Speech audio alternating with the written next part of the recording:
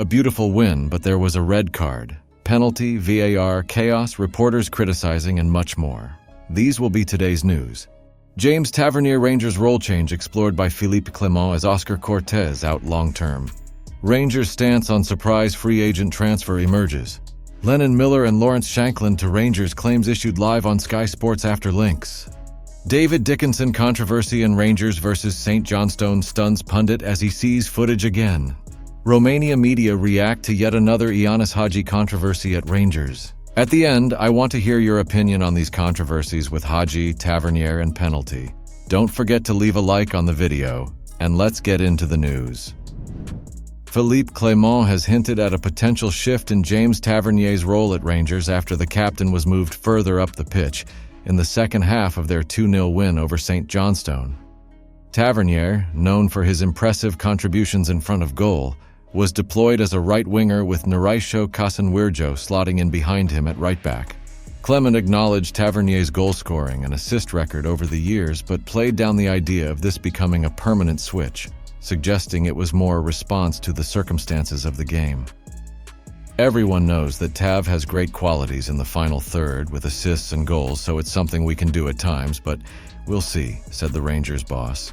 It's not something you'll see every week, I think, but sometimes you get surprises out of those choices.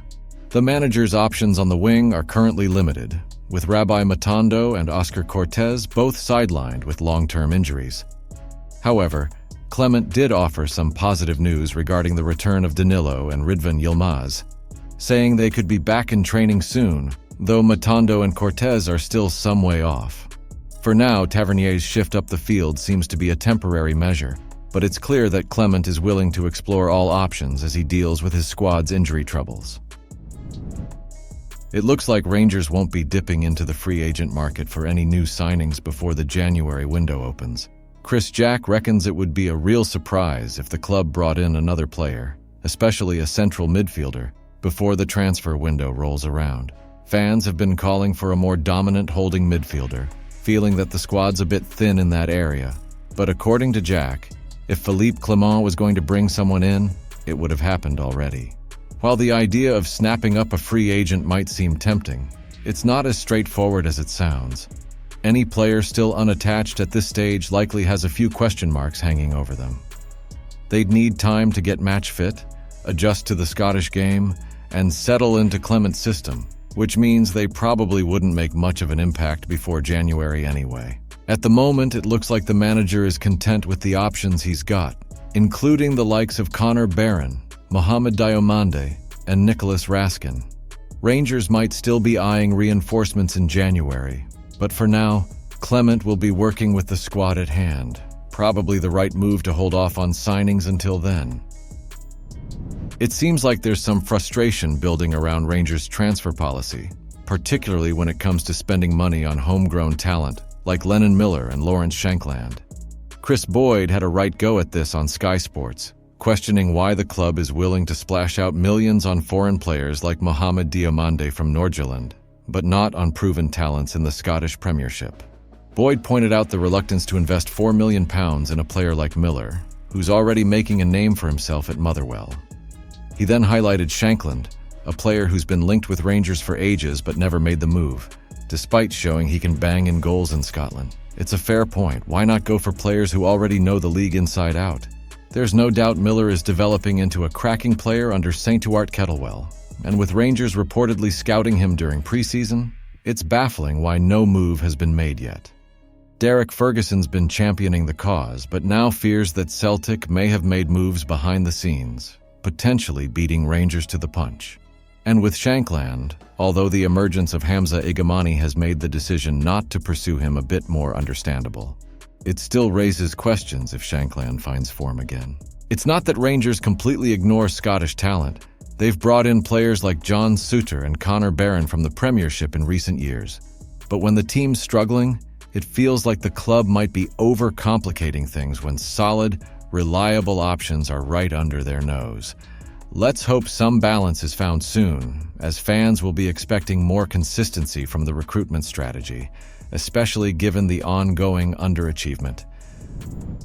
It seems the officials missed a clear-cut penalty decision during Rangers' 2-0 win over St. Johnstone, according to pundit Alan Hutton.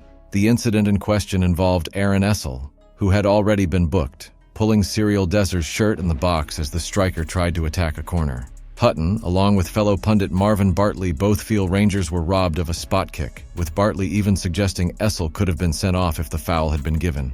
Despite the referee having a good view of the incident, no penalty was awarded, and VAR somehow didn't see fit to intervene either. A shirt pull, especially one as blatant as this, is usually an objective decision for officials to make.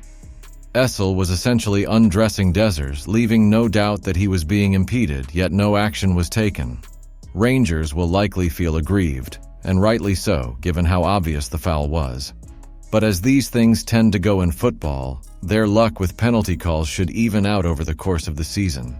Nonetheless, it was a baffling decision, and one that will leave fans and pundits scratching their heads for some time. Romanian media had plenty to say about Ioannis Hagi's return to the Rangers squad, especially after win over St. Johnstone. After spending much of the season in limbo due to a contract dispute, Hagi came back into the fold, assisting Václav Cerny for Rangers' second goal of the night before being controversially sent off following a VAR review. ProSport handed Hagi a 6.5 rating for his performance, calling him both an angel and a demon for his impact. They praised his assist but couldn't ignore the straight red card he picked up for a late tackle in the 81st minute. According to Digisport, the Romanian midfielder was involved in a high tackle on Benjamin Kimpioca, which led to his dismissal. They highlighted that while it was a reckless challenge, Hagi has never been the type of player to intentionally cause harm, as shown by his minimal disciplinary record over the years. The timing of the red card is certainly frustrating for both Hagi and manager Philippe Clement. After finally resolving the contract saga that kept him out of the squad for months, this was meant to be a fresh start for the playmaker. Instead, he now faces another setback with an enforced spell on the sidelines. Despite this stumble, Hagi will surely have more opportunities to prove his worth in what remains a long season. With his quality clear to see, Clement will likely look to reintegrate him fully once he's served his suspension.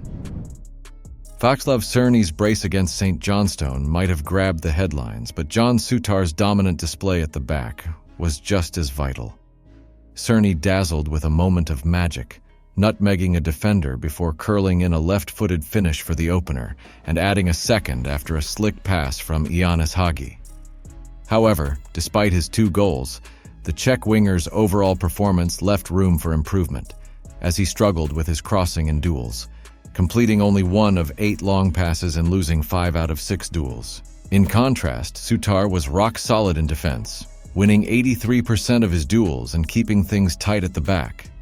The Scotland international maintained a perfect record in ground duels, neutralizing the threat of St. Johnstone's Adama Sidibe with ease. His composure was also evident in possession, completing 91% of his passes and even creating a chance for his teammates. While Cerny's goals were crucial, Sutar's calm authority at the back helped Rangers keep a clean sheet and build a platform for their attack. With a SofaScore rating of 7.7, his all-round contribution made him the standout performer of the night, edging out Cerny despite the winger's brace. Comment below what you think about the news. Don't forget to leave a like on the video to help me out. I post videos every day talking about our Rangers, so if you're not subscribed, you're missing out on the latest news. See you soon.